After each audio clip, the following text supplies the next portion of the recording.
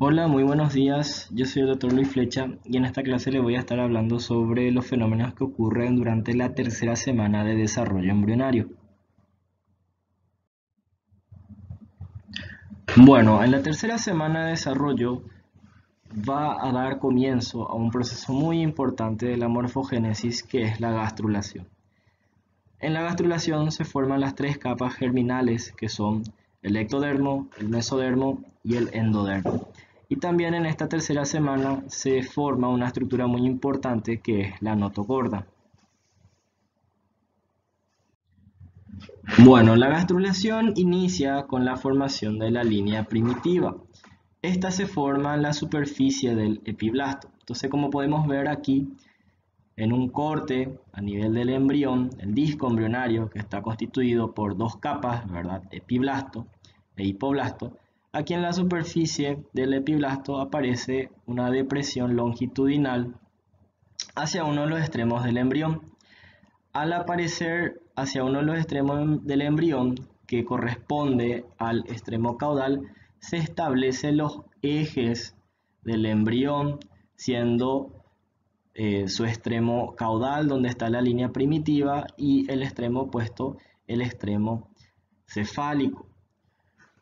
Vamos a ver que hacia el extremo cefálico de la línea primitiva tenemos una ligera sobrelevación que le vamos a llamar nódulo primitivo, y este nódulo rodea una pequeña depresión que le vamos a llamar fosita primitiva, que es donde van a empezar a migrar e introducirse profundamente las células de este espiblasto. Y este proceso se llama invaginación. Entonces, a lo largo de la línea primitiva y la fosita primitiva van a ir migrando, invaginándose las células del epiblasto, porque estas empiezan a volverse mesenquimáticas debido a la presencia de un factor de crecimiento que es el factor de crecimiento fibroblástico 8. Entonces, esa invaginación va a marcar la formación de estas tres capas germinativas.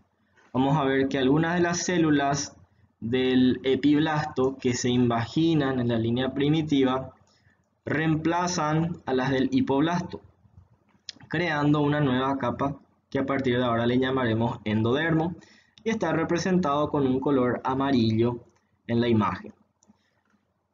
Otras se van a situar entre el epiblasto y la nueva capa endodérmica que fue formada, que está representado de rojo y corresponde al mesodermo. Y aquellas células del epiblasto que permanecieron en su lugar, que no se invaginaron, van a formar el ectodermo, que está representado de un color azul. Entonces, de esa manera tenemos las tres capas germinativas, que son el ectodermo, el mesodermo y el endodermo.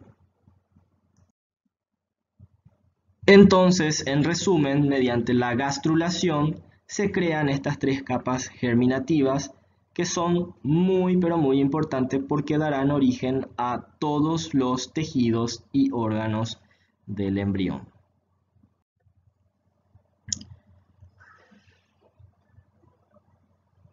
También, a medida que va a ir aumentando el número de células que se desplazan entre el epiblasto y el hipoblasto, estos se van a ir expandiendo de forma lateral y de forma craneal.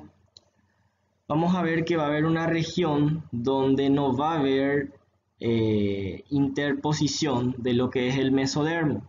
Esto va a ocurrir hacia la región cefálica, formando lo que se llama la membrana bucofaringea, que futuramente va a ser la boca del embrión, y también en el extremo caudal, donde se va a formar la membrana cloacal, futuramente el ano del embrión.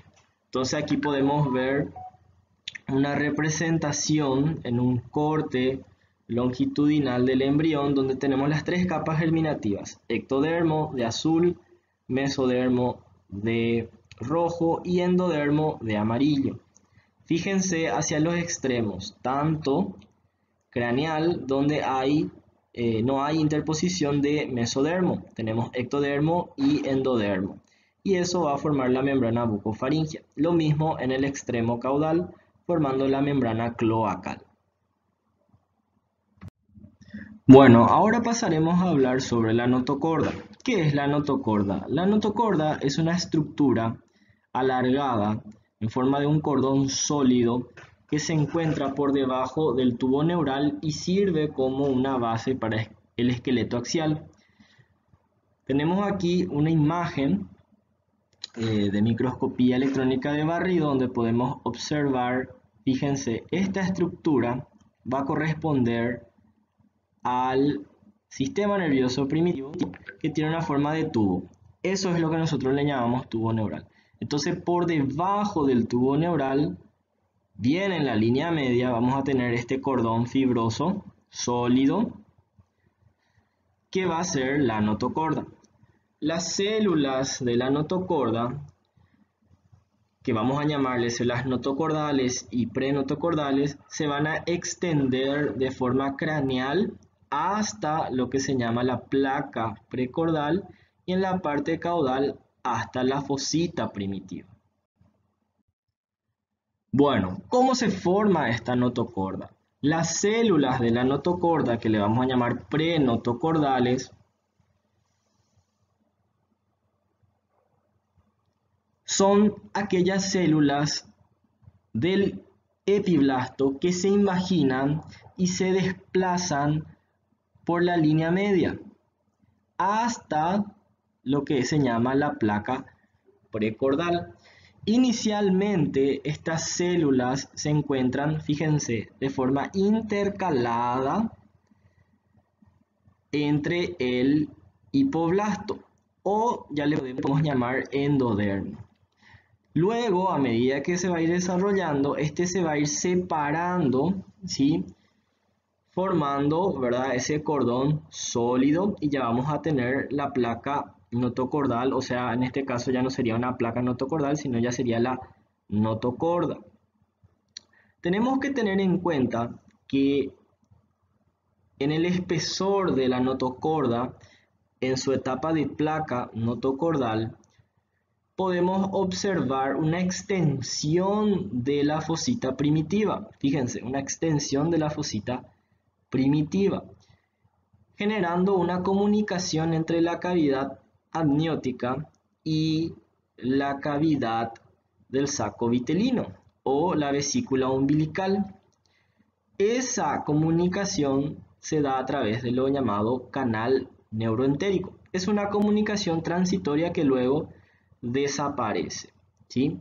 Y una vez que la placa notocordal se separa del endodermo, ¿sí?, se termina ubicando, ¿verdad?, por debajo del ectodermo, a los lados del mesodermo y por arriba del endodermo, formando el cordón sólido que es la notocorda definitiva. También en la tercera semana de desarrollo ocurre la formación o el inicio de la formación de lo que es el tubo neural. La formación del tubo neural se llama neurulación y se inicia en la tercera semana, pero termina recién en la cuarta semana.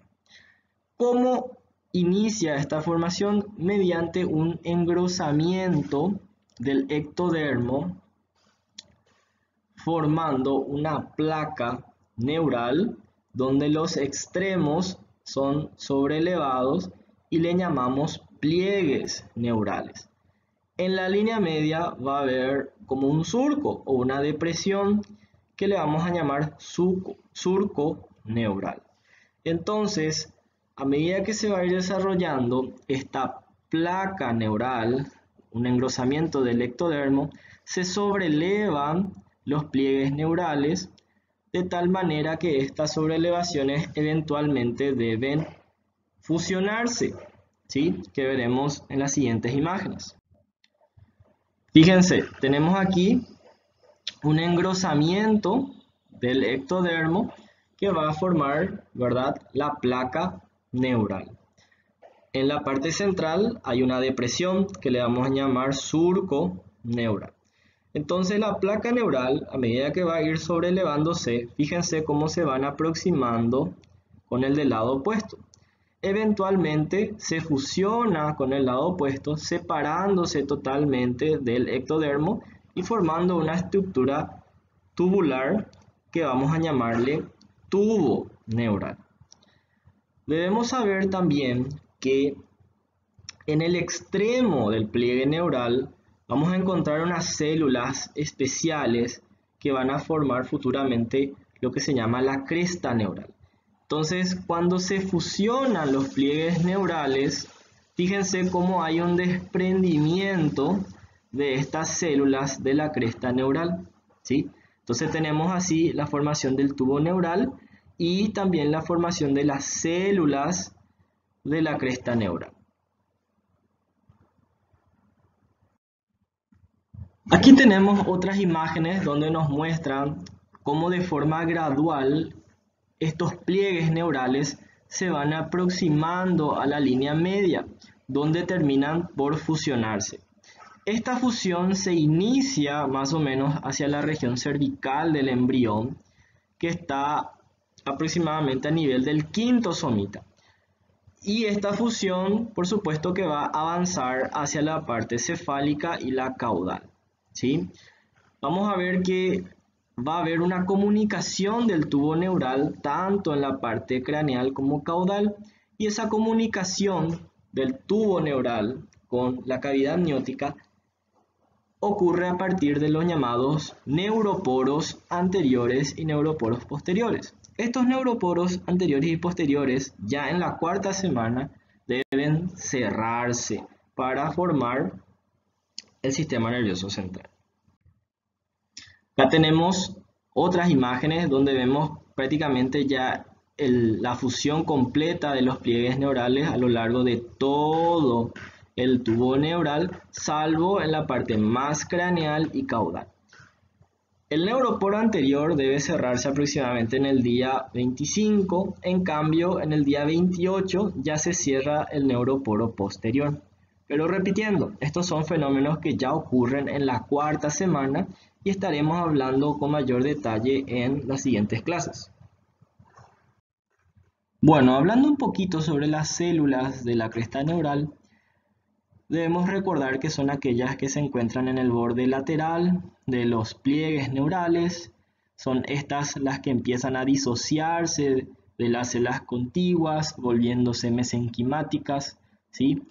Y entran en el espesor del mesodermo, desplazándose y migrando hacia dos direcciones, o tiene dos vías. Una vía dorsal, donde se va a ir ubicando a través en la dermis. Estas luego se van a diferenciar hacia las células pigmentarias de la piel, que son los melanocitos, y aquellas que tienen un trayecto más ventral, vamos a ver que va a formar la mitad anterior de cada somita, va a formar los ganglios sensitivos, va a formar las neuronas simpáticas, las neuronas entéricas, las células de Schwann, también las células de la médula suprarrenal y muchas otras células que vamos a ir viendo en las clases sucesivas, en los capítulos sucesivos. También en esta tercera semana se forma lo que llamamos la alantoides. La alantoides en el día 16 surge como una evaginación de la vesícula umbilical, también llamado saco vitelino. Entonces esta evaginación se introduce dentro del mesénquima del pedículo de fijación, formando esta estructura alargada, ¿sí?, que representa a la alantoides. En el ser humano, la alantoides, ¿verdad?, suele ser muy pequeña. En la parte proximal forma lo que se llama el uraco, que luego en la vida postnatal representa al ligamento umbilical medio.